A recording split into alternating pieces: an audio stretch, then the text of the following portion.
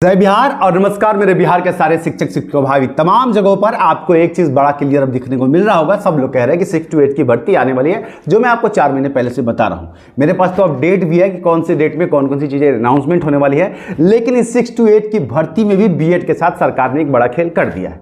पदों को लेकर के जिस तरीके से मैंने आपको पहले भी बताया था कि लगातार पत्र निकाले गए हैं, और ये जो है ये बीएड के पक्ष में कहीं से भी हितकारी नहीं है।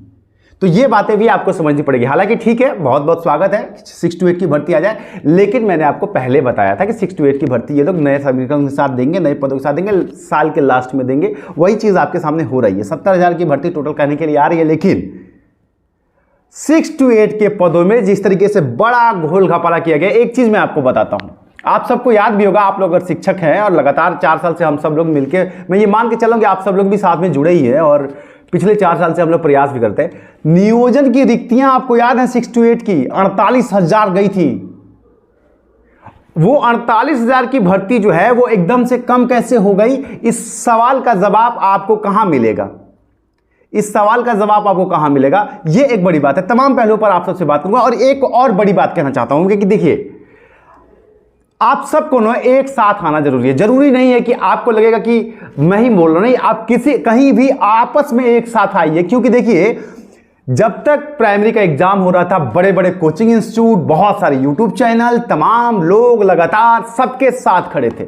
जैसे ही बीएड के पक्ष से फैसला गायब हुआ, थोड़ा सा बीएड का रुख खराब हुआ, आज के डेट में शून्य एनसीटी पे प्रदर्शन था। हमने वीडियो बनाया, तमाम लोगों ने किसी कहा, परमिशन के लिए कहा, तमाम लोग गए वहां पे। लेकिन देखिए, कोई भी, चाहे वो बड़े से बड़ा शिक्षा संस्थान हो जिसने बीएड के लिए लाखों रुपए के कोर्स बेचे, करोड़ों रुपए के कोर्स बेचे, नहीं आ रहे हैं, ना बात करने के लिए तैयार है, ना ही कोई अन्य यूट्यूब चैनल। क्यों भाई? बीएड वाले क्या आपका साथ नहीं दे रहे थे? तो ये जो है ना, ये बड़ी कमी हो गई है। आज जो लड़ाई जो ये कमजोर होती जा रही है ना बीएड की, प्राथमिक को लेकर के, देखिए आप देखिए कि प्राथमिक की पूरी भर्ती से आपका रिजल्ट रोका गया है। इसकी लड़ाई के लिए आज कोई आवाज उठा ही नहीं रहा। यार क्या इसको भूल जाना है? क्या छोड़ देना है क्या इसको? फिर पागल है हम लोग रिव्यू पिटीशन फाइल कर रहे हैं, क्लैरिफिकेशन पिटीशन फाइल कर रहे हैं, एनसीटी के सामने प्रदर्शन किया जा रहा है। यार आवाज आज देखिए कोई नहीं उठा रहा। इसलिए कहता हूं कि सबको एक साथ आना जरूरी है। अगर आप लोग साथ नहीं आइएगा तो कोई भी लड़ाई नहीं जीता जा सकता है। इस 6 to 8 में भी कितनी सारी चीजें हैं जिसको लेकर के आवाज उठानी है। ये बताइए कि अगर आपका, मैं आपको बताता हूं, जस्ट मिनट, जो डेट आ रही है, जिसके हिसाब से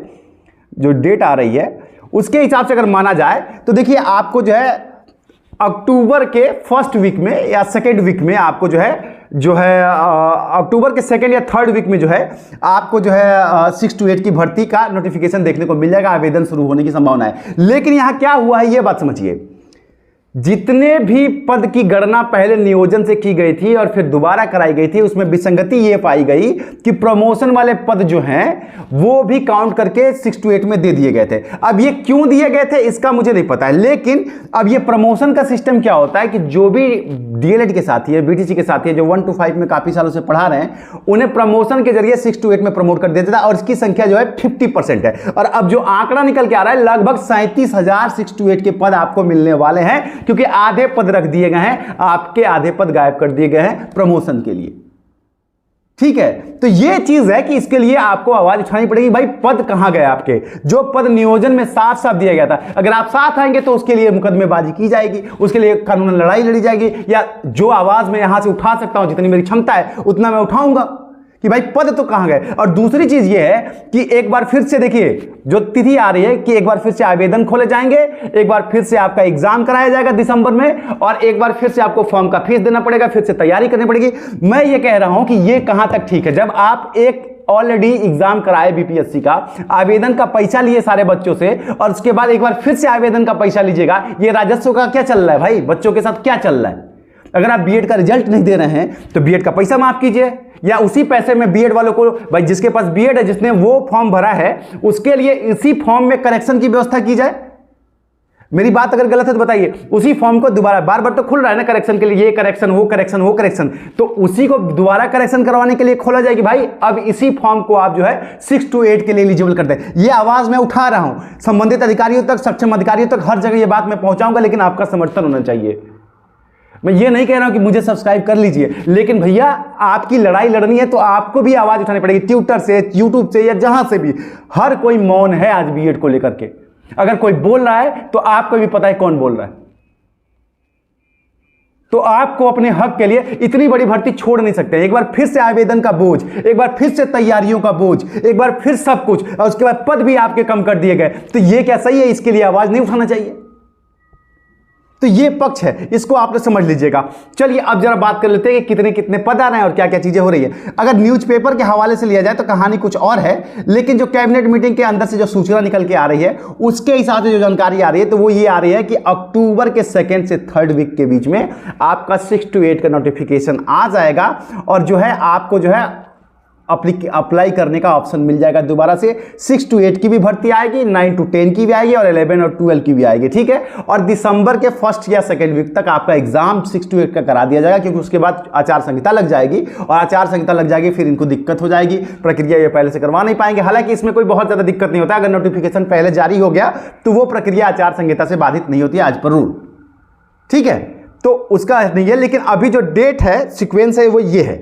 लेकिन इसमें कुछ मांगे हमें सेट करनी पड़ेंगे साथियों। पहला तो ये है कि बीएड का प्राथमिक का रिजल्ट रिलीज कीजिए अगर आप आवेदन का पैसा वापस नहीं कर रहे हैं या आवेदन आप खोल नहीं रहे हैं। बहुत सिंपल सी बात है, सिलेक्शन हो या ना हो, एग्जाम दिया है बच्चों ने, उनका रिजल्ट नहीं आएगा, वो अपना आकलन कैसे करेंगे कि वो कितना नंबर पाए। और दूसरी बात, ये भी एक बड़ा सवाल है कि 6 to 8 में जिनका सब्जेक्ट कॉम्बिनेशन नहीं बन पा रहा है उनका क्या होगा, उनके लिए क्या सोच रही है सरकार।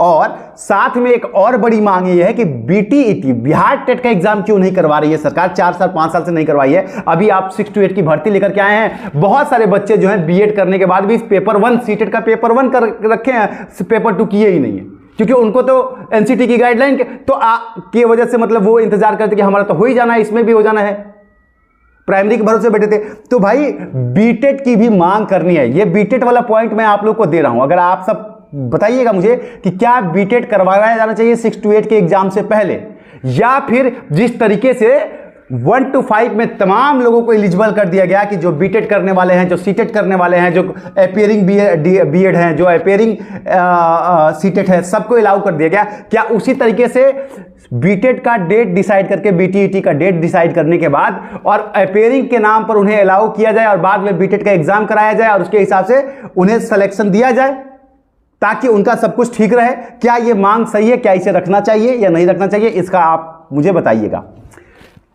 चौथी बात यह है भैया कि देखिए इस बार की भर्ती जो है वो भी एक बड़ा सेक्शन लेकर के आ रही है, वो भी बड़ा सेक्शन आ रही है। बिहार के बाहर तमाम इसी तरीके से आपका एग्जाम होगा। पेपर का पैटर्न मैं आपको बार बार बता रहा हूं, सेम यही बीपीएससी कराने जा रही है और सेम इसी तरीके से होगा। निगेटिव मार्किंग नहीं होगा, 120 नंबर का ही क्वेश्चन होने वाला है, ठीक है। लेकिन ये तमाम चीजों के बाद एक ही प्रश्न उठता है कि एक बार फिर से बच्चों को फिर वही क्यों? अगर सबको करना था तो साथ में कर लेते, और नहीं तो नहीं किए तो नहीं किए। और दूसरी बात कि जो रिजल्ट रोक दिया गया है बीएड का प्राथमिक के लिए, उसे रिलीज किया जाए, और वो इसलिए रिलीज किया जाए कि भाई एनसीटी। और हाँ, एक और बात, ये एक पत्र चल रहा है एनसीटी का जो तमाम राज्यों को भेजा गया। देखिए एनसीटी ने वो पत्र नहीं भेजा है, एनसीटी ने सुप्रीम कोर्ट का जजमेंट भेज दिया सारे राज्यों को कि ये जजमेंट आया है।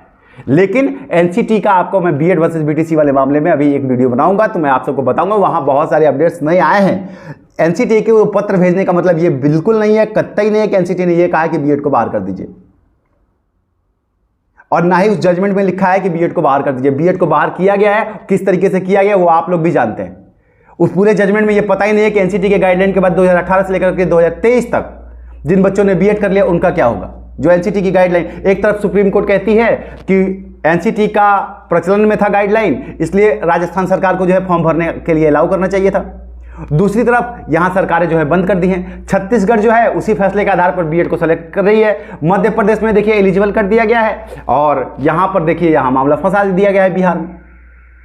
तो ये तमाम चीजें जो है अलग अलग है, इसका हम अलग से सर्टेन वीडियो बनाएंगे आपको। बीएड वर्सेस बीटीसी के मामले में बहुत बड़े बड़े अपडेट आए हैं, लेकिन 6 to 8 के साथियों एक साथ आइए, जुड़ जाइए, ताकि ट्विटर से लेकर के हर जगह ये आवाज उठाई जाए कि भाई पद और परीक्षा दोनों हो चुका है, पद बढ़ाए जाए और परीक्षा में आवेदन शुल्क नहीं होना चाहिए और भरसक अगर पॉसिबल है तो इसी के ऊपर मेरिट बना दिया जाना चाहिए।